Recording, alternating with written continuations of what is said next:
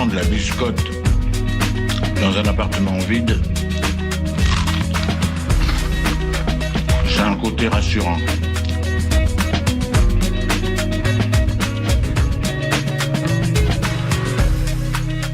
Le réveil à l'ouest, de 8h à 9h sur Westrack Radio.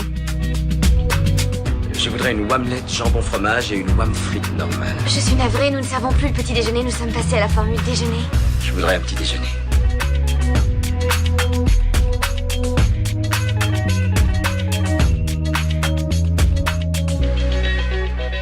Salut tout le monde, c'est Margot avec vous sur Westrack Radio, j'espère que ça va bien, j'espère aussi que vous avez passé un bon week-end. En tout cas nous, la semaine reprend en douceur avec le réveil à l'ouest.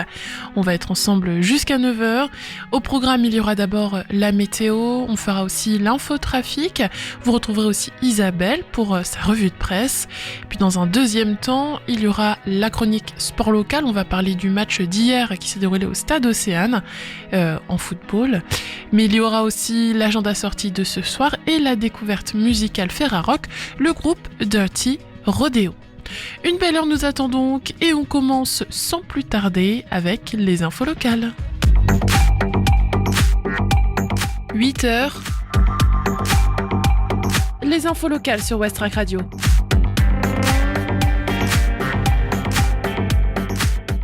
Le Havre, David Coulon va animer une masterclass d'écriture dédiée au polar en mars.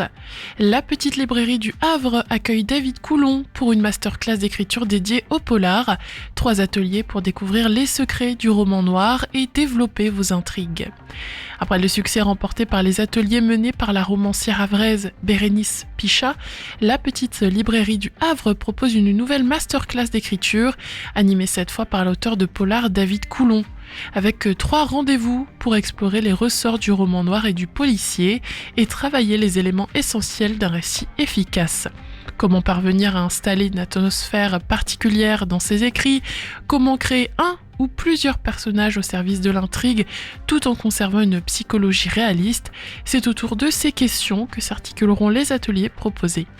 L'objectif, vous donner des clés concrètes pour construire une ambiance angoissante et ou policière, développer des personnages crédibles et coucher sur le papier vos idées les plus sombres. Ce sera donc jeudi 5, 12 et 19 mars de 18h30 à 20h30, tarif 80 € pour le cycle complet, 3 séances donc qui forment un tout et ne peuvent être suivies séparément. Inscription auprès de la petite librairie 27 rue Le Sueur au Havre par téléphone au 09 73 88 02 12.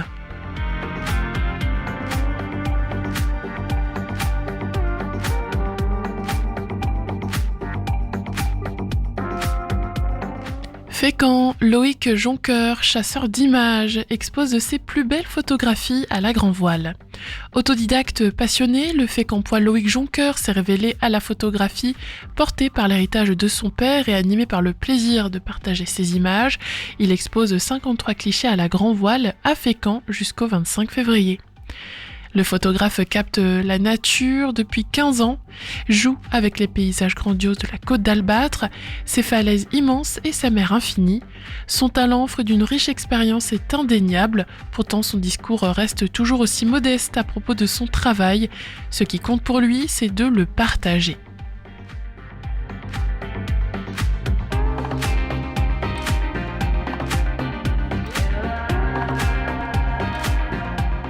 Formé au métier du soin, à Lillebonne, un plateau technique comme dans la réalité.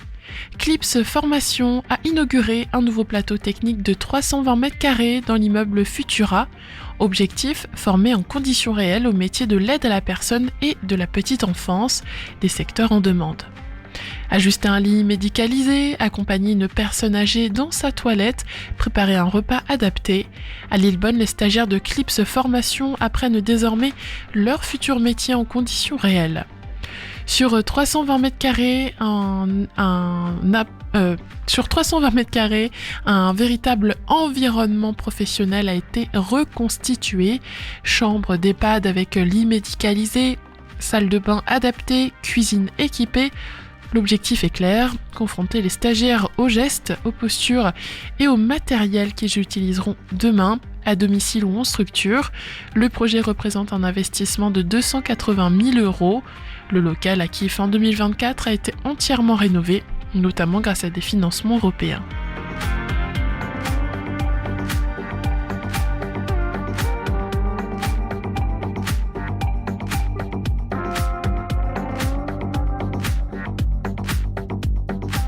Humidité et fissures, à Lillebonne, le musée Julio Bonnat ne rouvrira pas. Fermé pour la pause hivernale, le musée Julio Bonnat de Lillebonne ne rouvrira pas en ce début d'année 2026, fragilisé par l'humidité, des micro-fissures et la présence de mérules. Le bâtiment doit faire l'objet d'un audit approfondi et de travaux de sécurisation. Cosenaglo, qui exerce la compétence musée depuis 2008, a annoncé le lancement d'une phase de sécurisation et d'études approfondies sur le bâtiment, l'ancien hôtel de ville de Lillebonne. À l'origine de cette décision, la découverte de fragilité structurelle. Le bâtiment qui est accolé à un talus subit les dégâts de l'humidité accumulée dans le talus. C'est un vieux bâtiment et à cause de l'humidité, de la mérule et des parasites se sont développés. Détaille Virginie Luttrot, présidente de l'agglomération. Aujourd'hui, l'ampleur exacte des dégâts reste inconnue. Avant d'engager des travaux lourds à l'intérieur, un défi logistique s'impose, protéger les collections archéologiques. Pour cette première phase de sécurisation et d'études, Cosenaglo prévoit un budget de 48 000 €.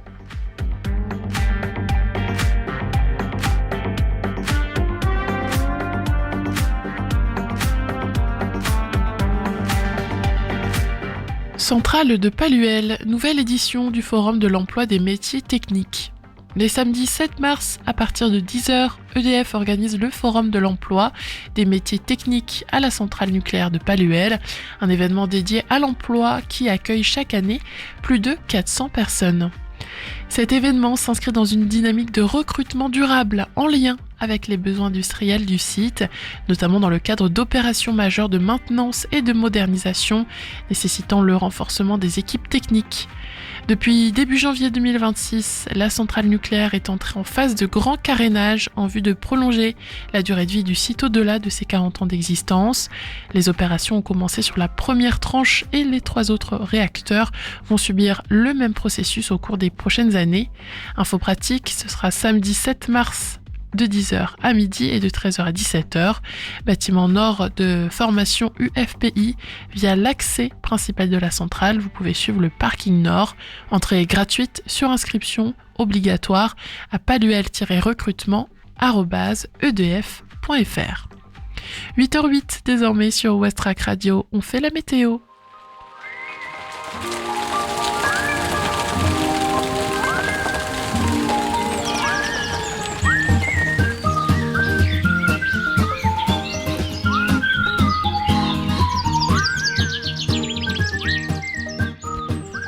Aujourd'hui au Havre, attention, il y aura de fortes rafales qui pourront atteindre 40 km/h. Ce matin et cet après-midi, le ciel sera très nuageux, mais aucune précipitation sont attendues. Les températures fluctueront entre 9 et 13 degrés au cours de la journée. L'indice de la qualité de l'air vous est offert par Atmo Normandie et aujourd'hui, il est moyen. Concernant la mer, ce matin, la marée basse a lieu vers 9h15. La pleine mer se produira à 14h35 et puis la journée se terminera par une nouvelle marée basse un peu avant 21h30.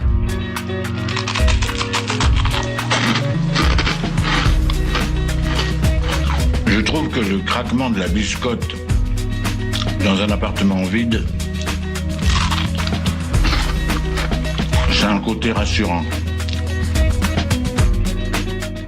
Après les infos et la météo, place à la musique. Et on entame cette nouvelle semaine avec 2 nouveautés. Bring You Blues de Roseland et Sarab avec King Bayat. Bon début de journée tout le monde, il est 8h09.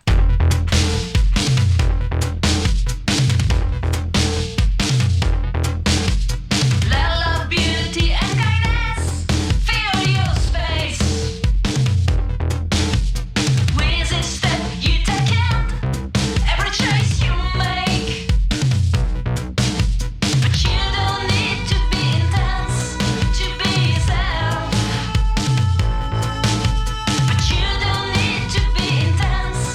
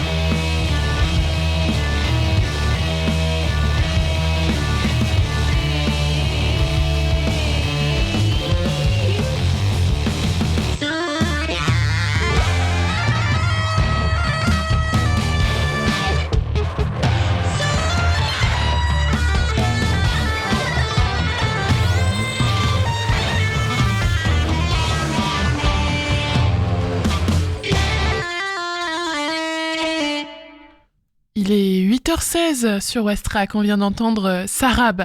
Allez, maintenant, on va regarder l'état de nos routes.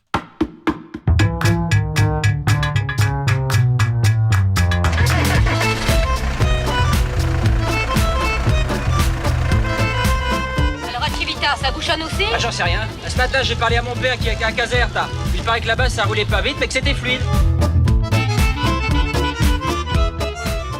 Ce matin, au Havre, on remarque un embouteillage au niveau du boulevard de Leningrad, mais sinon, j'ai rien d'autre à vous dire puisque ça roule bien dans l'ensemble sur la ville du Havre. Pareil, Sainte-Adresse, Fontaine-la-Mallée, Montivilliers, Harfleur. Je pense que c'est parce que c'est la deuxième semaine de vacances, donc peut-être qu'il y en a encore plus qui sont en congé. Donc voilà, profitez-en bien. En tout cas, sur les routes, c'est fluide. Pareil ensuite sur la 29, la 131 et puis sur les différents ponts. Donc le pont de Tancarville et le pont de Normandie. Même si ça roule bien, restez tout de même prudents.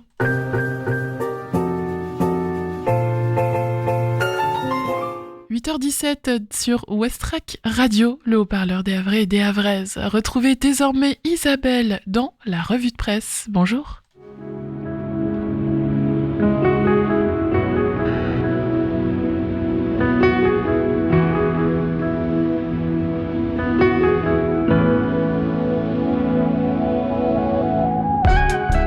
Bonjour Margot, bonjour à toutes, bonjour à tous. La violence politique est le fait marquant des actualités actuellement. Et c'est Isabelle Saulnier, qui est sociologue, qui nous rappelle un peu d'histoire dans le monde du fin février. Elle est spécialiste des mouvements sociaux et de la violence politique, professeure de sociologie politique, chercheuse au CNRS. Elle a fait paraître un ouvrage Violence politique en France de 1986 à nos jours et aujourd'hui un nouvel ouvrage montrant les résultats d'une nouvelle étude portant sur la période suivante de 2017 à aujourd'hui. Alors elle répond à certaines questions, par exemple l'évolution des violences politiques. On constate une augmentation globale du nombre des violences politiques, surtout depuis la campagne présidentielle de 2022. C'est une augmentation significative avec un doublement des agressions et un nombre d'affrontements multiplié par 5. On constate 6 morts recensées depuis 2022, toutes dues à des activistes de la droite radicale. Qui sont les responsables? Alors, bien sûr, l'augmentation des affrontements est liée en grande partie aux conflits sociaux de grande envergure, les gilets jaunes ou la contestation de la réforme des retraites, bien sûr. La gauche radicale intervient, elle, dans le cadre de manifestations dans des conflits en lien avec le travail et elle vise, en général, les forces de l'ordre. En revanche, les agressions politiques sont, pour plus de 60%, le fait de la droite radicale et ont connu une progression considérable en moins de 10 ans. On passe de un quart des violences de l'ultra-droite avant 2017 à plus de la moitié aujourd'hui. La gauche radicale, responsable de 25% d'entre elles. Parlons des victimes. La victime des groupes identitaires sont des personnes ou des familles pour des raisons racistes ou anti-religieuses. Par exemple, pensons aussi aux skinheads, aux néo-nazis, qui sont particulièrement connus pour des agressions racistes ou la profanation des cimetières juifs. Pensons aussi aux néofascistes.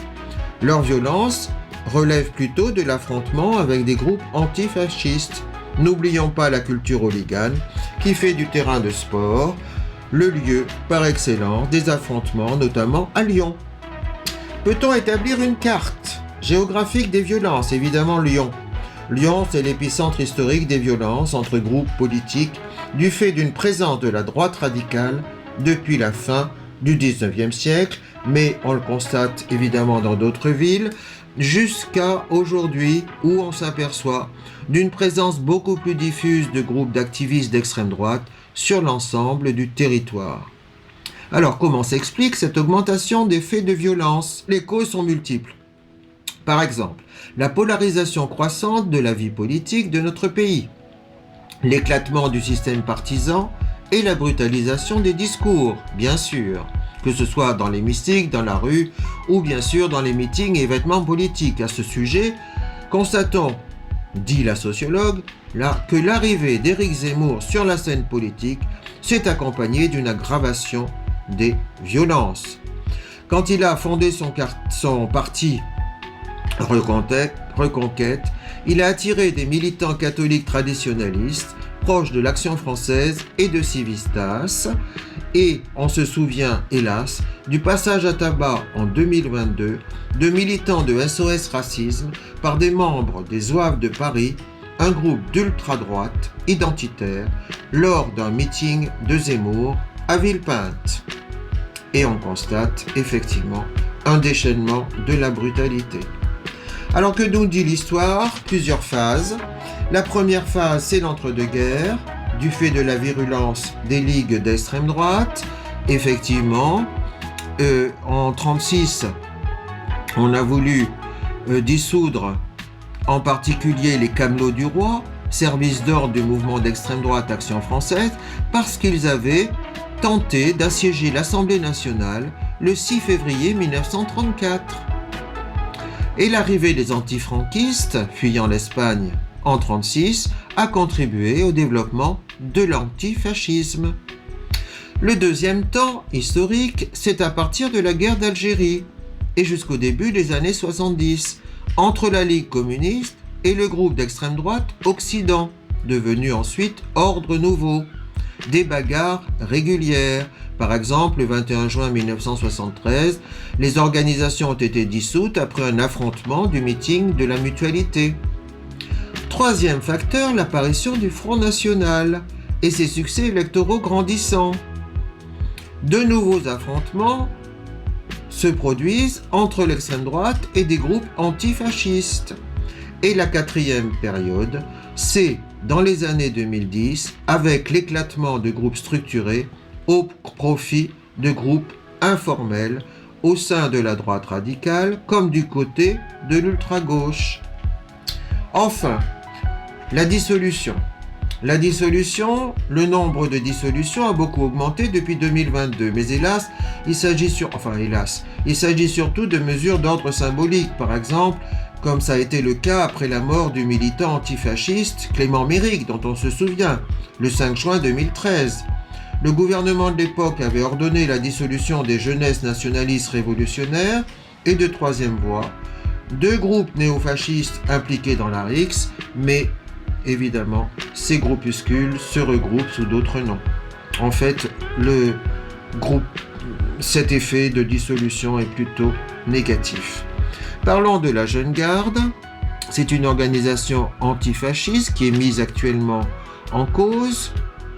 Alors, elle a été créée en 2018 à Lyon en réaction aux violences du Bastion social, un groupe néofasciste issu du groupe Union Défense, le GUD, est dissous l'année suivante en 2019. La Jeune Garde a été dissoute en 2025, mais à la suite d'un recours devant le Conseil d'État, la dissolution est pour le moment suspendue. Et la sociologue Isabelle Seugnier a retrouvé dans sa base une vingtaine de faits de violence dont les militants sont les auteurs et 5 dont ils sont les victimes. Que voulait la Jeune Garde? Que veut-elle?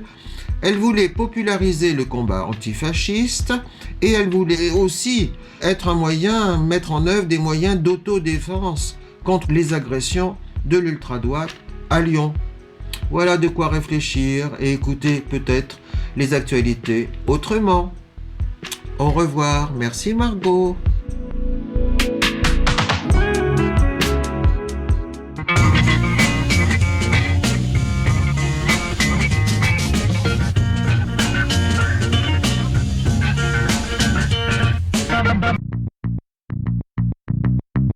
March of the Cool. March of the Cool. March of the Cool.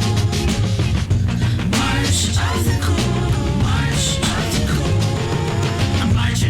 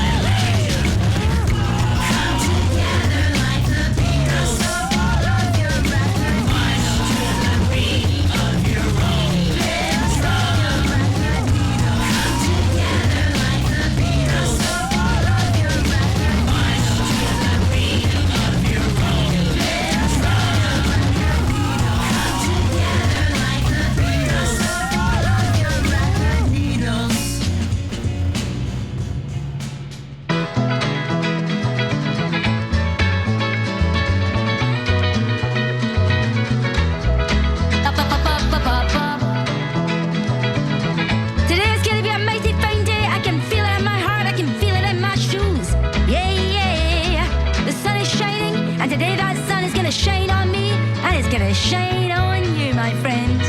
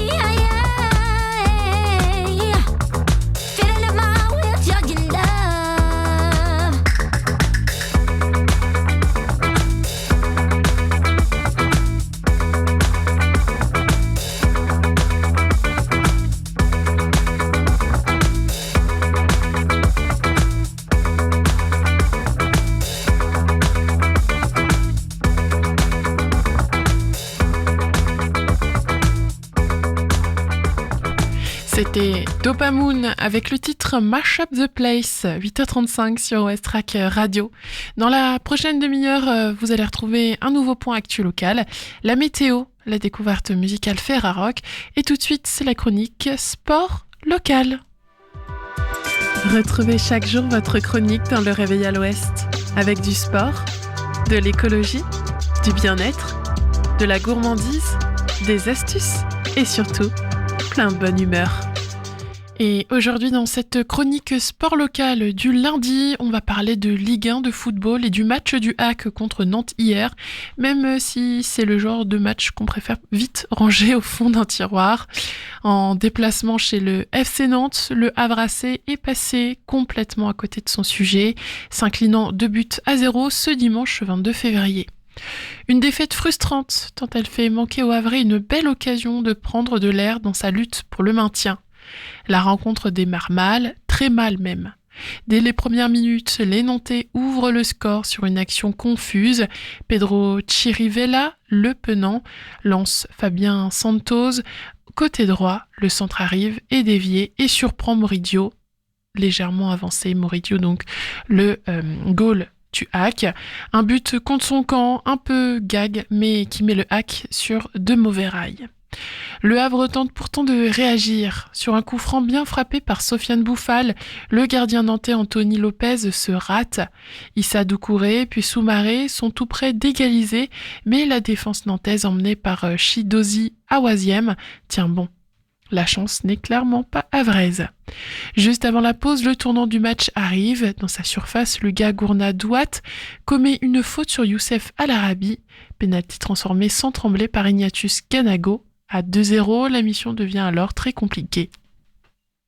En seconde période, le hack pousse par moments, mais manque de précision et de lucidité. Nabil Keshta récupère bien des ballons, Pape Ndiaye se procure une grosse occasion sans réussir à cadrer. Nantes reste dangereux en contre, bien contenu toutefois par Loïc Nego. Dans le temps additionnel, l'ultime tentative havraise passe encore à côté. Le long ballon de Nego trouve Mbwana Samata, mais Anthony Lopez sort parfaitement dans les pieds de Keshta pour préserver sa cage inviolée.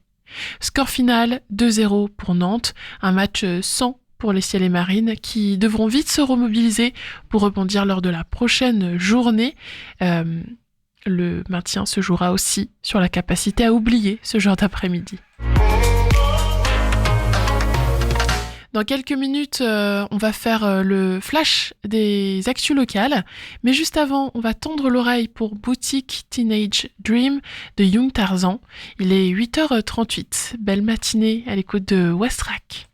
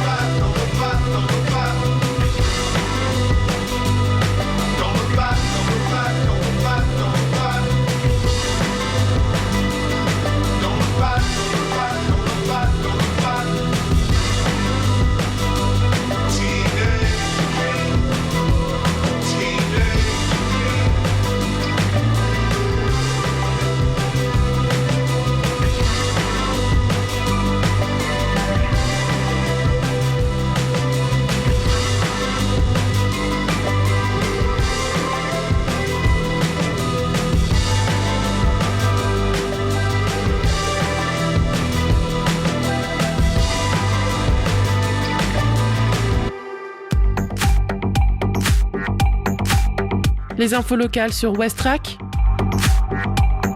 Le Flash.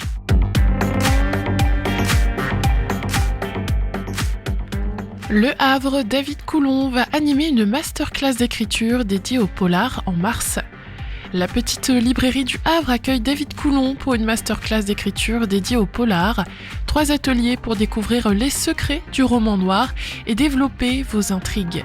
Jeudi 5, 12 et 19 mars de 18h30 à 20h30. Tarif 80 € pour le cycle complet. 3 séances qui forment un tout et ne peuvent être suivies séparément. Inscription auprès de la petite librairie située 27 rue Le Sueur au Havre ou par téléphone au 09 73 88 02 12.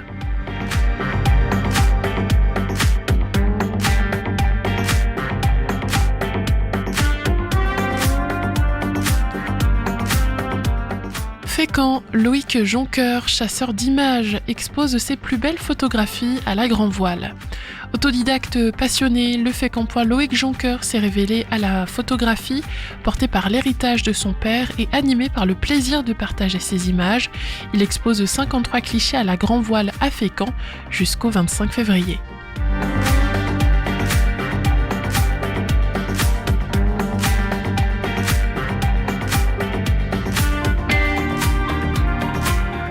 Formé au métier du soin, à Lillebonne, un plateau technique comme dans la réalité. Clips Formation a inauguré un nouveau plateau technique de 320 m² dans l'immeuble Futura. Objectif, former en conditions réelles au métier de l'aide à la personne et de la petite enfance, des secteurs en demande. Le projet représente un investissement de 280 000 €.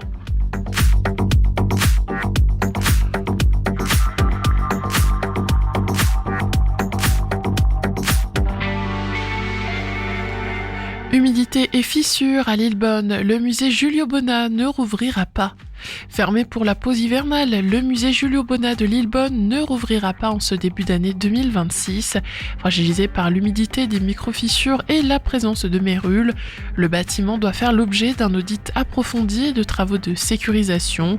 Pour cette première phase, Cossenaglo prévoit un budget de 48 000 €.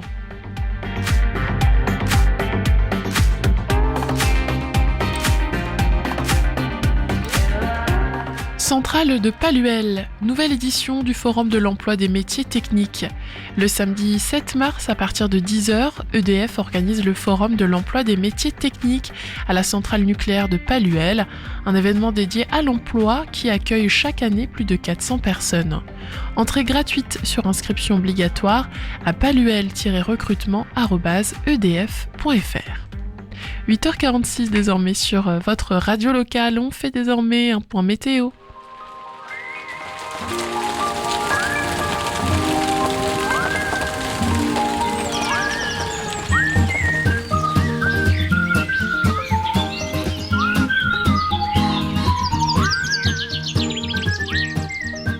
Aujourd'hui au Havre, prudence face au vent. De fortes rafales sont attendues et pourront atteindre 40 km/h.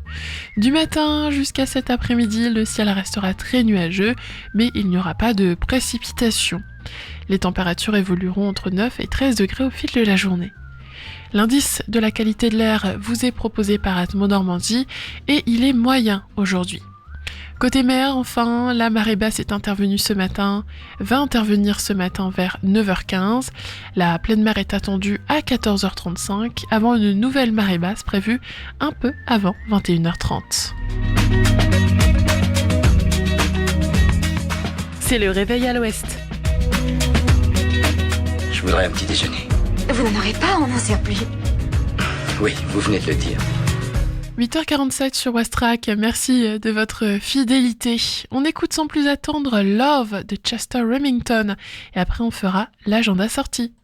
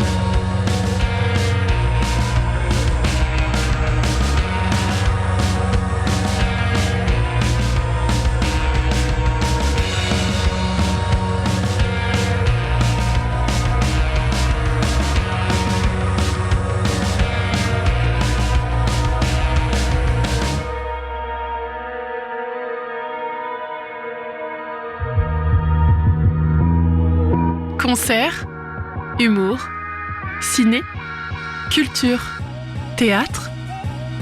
C'est l'agenda sorti dans Le Réveil à l'Ouest.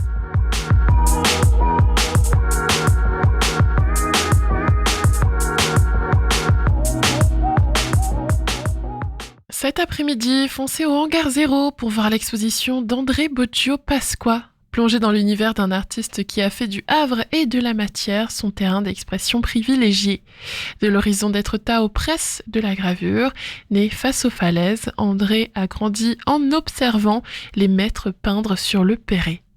Peintre en lettres, décorateur de métier, il a longtemps peint à même le sol les rideaux des cinémas de France, une proximité avec la matière qu'il a gardée toute sa vie. Vous découvrirez une démarche contemplative, l'empreinte de la terre ou encore l'art de l'estampe. Fort de nombreux premiers prix à Fécamp, Harfleur ou encore au Havre, André Boggio Pasqua nous livre ici une œuvre sincère, libérée de toute contrainte où le geste rencontre l'histoire de notre littoral. «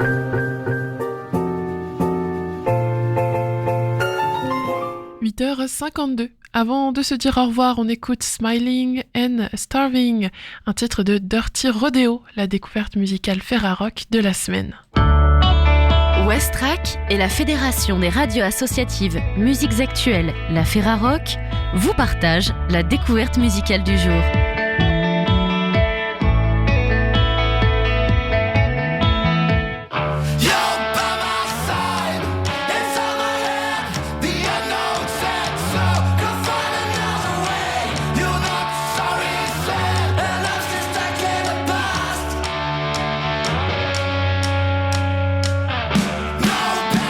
Love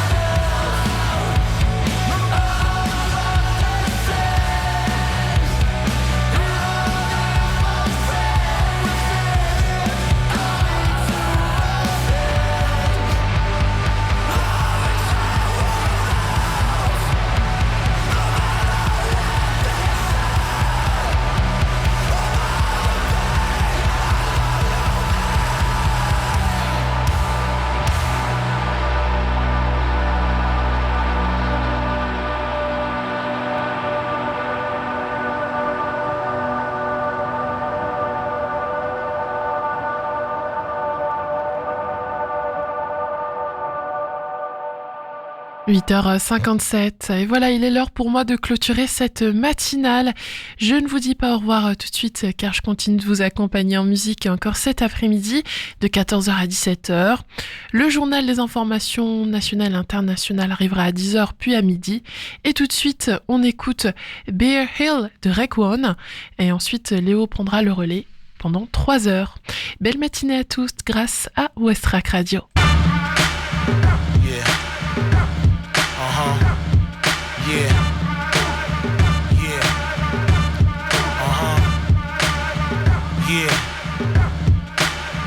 Yeah.